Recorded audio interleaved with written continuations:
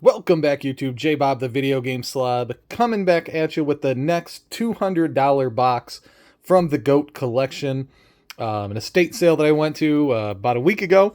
And so if you've been following the series, you've been following as we pull out $200 boxes, go through what was in them, and in some cases, what wasn't in them, unfortunately.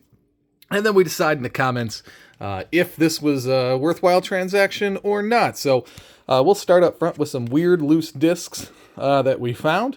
Some kind of joystick thing. We got a nuts and bolts, hopefully if we find a box for that eventually. We got a Dead to Rights and a little Tom and Jerry War of the Whiskers action. So we got that. Games that have the discs here that are just not sealed, but we have discs for. Project Snowblind. A new one on me. I don't ever recall this guy. Torque, the prehistoric punk.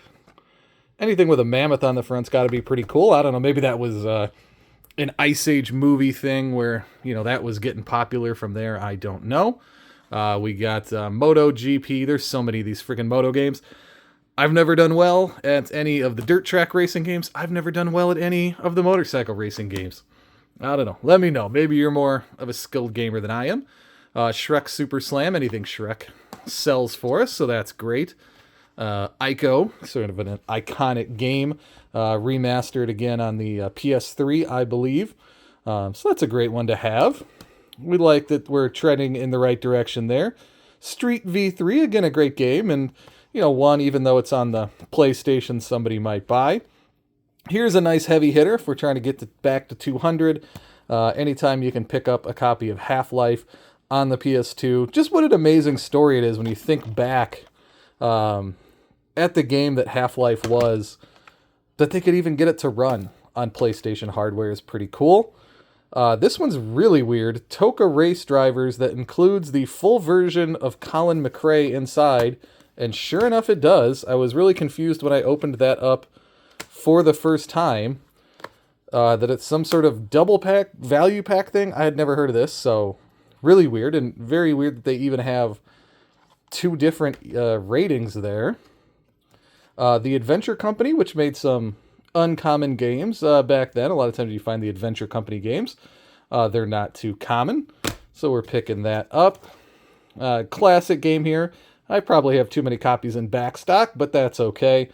Just a fantastic game to play and play again because, yeah, why wouldn't you? Jack X Racing, anything Jax sells. This I've never heard of. I have to go do some research. Plays PS1 imported games on your PS2. Take the console, put in the breaker, and then an imported PS1 game. What a bizarre time we were living in back then. I guess before we had all the modern tools. The Maximo, but not the good Maximo. But still, any Maximo is a good Maximo to have. Have all those games so we can put that onto the shelves and try to recoup a little money. And a little dirty here, we'll have to clean it up. But Devil Knights by Capcom, great game. I remember picking it up years ago for like $10. I could be wrong. I don't know if this has ever gone up more than $10. But I think more people should get it because look at that weapon she's holding there. Isn't it? It's so pointy, don't you think? I don't know. But if for no other reason, I think from that. But yeah, from the makers of Resident Evil. I don't know. I think there's maybe one influence coming through more there than the other in its DNA. Now the games that were empty box, unfortunate. But like I said, even at $200, I couldn't turn these down. But boy, if we would have had these games, it would have been great. Final Fantasy Black Label probably gets me $10.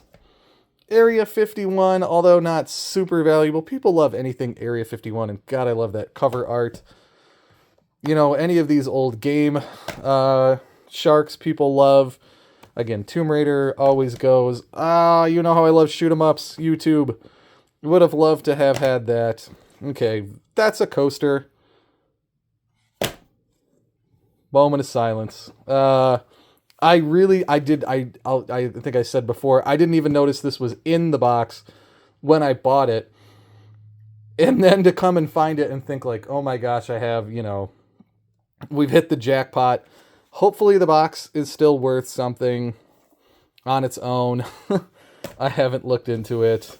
and we can get something out of that. But that was a kick to the jimmies, for sure. It would have been great to have that one. But you can't have it all, and so there you go. We got to, do the sandwich, right? So you get the good games that came in it. You do the bittersweet with what was missing, and, here's what we got that's sealed, and so, hopefully pays some of the bills here, and hopefully some of the things we can keep for ourselves. Far Cry Instincts is one people really like. I love that game. Fantastic shoot 'em up. Uncommon, but probably not too exciting, Special Forces. Siberia 2, which is one I'm pretty sure I needed for the Xbox collection, so always great to be picking up games that I need myself. Vex, again, a game that people love, so hopefully that's worth a couple bucks sealed. I think it is. New Legends, nobody's writing home about, but who doesn't love a good Toys R Us sticker? Unfortunately, this one's split, so although it's sealed, it's sort of not, but it's New Legends, so I don't think that's killing anything.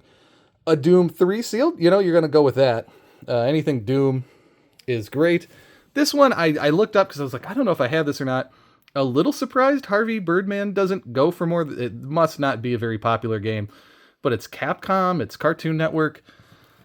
I don't know. I don't have an explanation for that one. The Plan, nobody cares about. That's a junk game.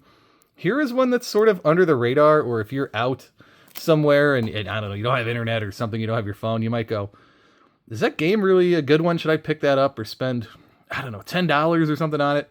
Yeah, it's a pretty rare game. It's becoming more and more popular.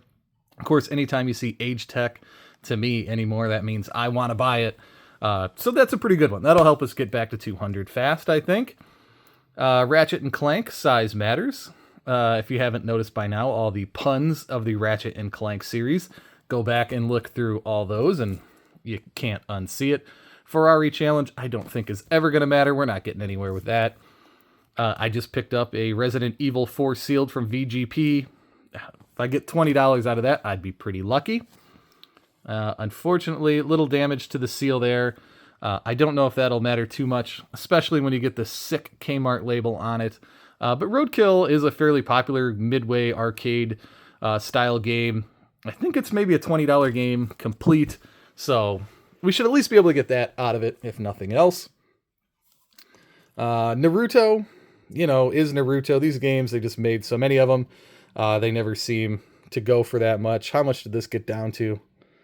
$4.98 new. We can see what I'm talking about there. And One Street Basketball. Anything with the iToy is crap. I did have some sweet And One shoes back in the day. I bet the shoes, if I would have kept them pristine, would have been worth much more than the game. But here we go. I think these are starting to get into some decent value here.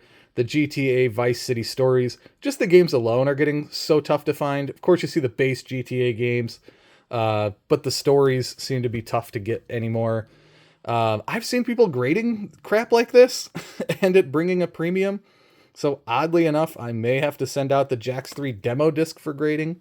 We'll see about that. Definitely an uncommon game for Atari here. You don't see swashbucklers too often. That might help to pay some of the bills. Another one you got to get graded because you know the kind of person who wants this game, wants it slabbed on their shelf. So that'll be a good one. Sopranos, just sort of a meme iconic game now at this point. Anything X-Men is just waiting, I feel like, for a new movie or property to come out. Of course, it's got that great R-Zone sticker I wouldn't take off for the world. And of course, the Wolverine games have spiked and gone crazy. Similar to the way that the Spider-Man games have, not to that same extent, but you know what I'm talking about. Again, is this one? No, this one's Half-Life 2. But again, anything Half-Life that's still sealed, probably going to do okay. We'll probably send that one out. These Mark Echo getting up games are always more expensive than I think they're going to be. So I don't know. It's an Xbox. I don't know if that'll save us or not. We'll look. Maybe 10, 15, 20 bucks. I don't know. Unreal 2, The Awakening. Unreal is a great series, but do people really want those sealed? Do they want them on the Xbox? I don't think so. Again here, a great psychological thriller from the makers of Time Splitters, and you know how we feel about Time Splitters on this channel. Second sight sealed, I don't know. If this was PS2, I'd say that'd be maybe a $50 game, $40 game. What it'll do on the Xbox, I am not too sure. Again, a game so great they marked it down to $5. Apex, certainly an uncommon game. Maybe you'd call it rare. Again, only on Xbox, but I don't think anybody will care. That might just go in the $10 bin. And to wrap it off, MotoGP on the Xbox. So what do you think? Are we going to get there? I don't know. I think there's some things that could be decent. We got some Harvey Birdman, some Half-Life, some Dooms. Maybe Devil Kings? I'm not too sure. I don't know, YouTube. Leave it in the comments. We'll figure it out. This is just me going through all the stuff, showing it to you. We'll come back, decide, make a pile together. What's going to head off to WADA. Update you as what went out to the Antique Mall, what's been sold online, that kind of thing. So stay tuned. We'll be back tomorrow with another 200 bucks of goodness. Be easy, YouTube.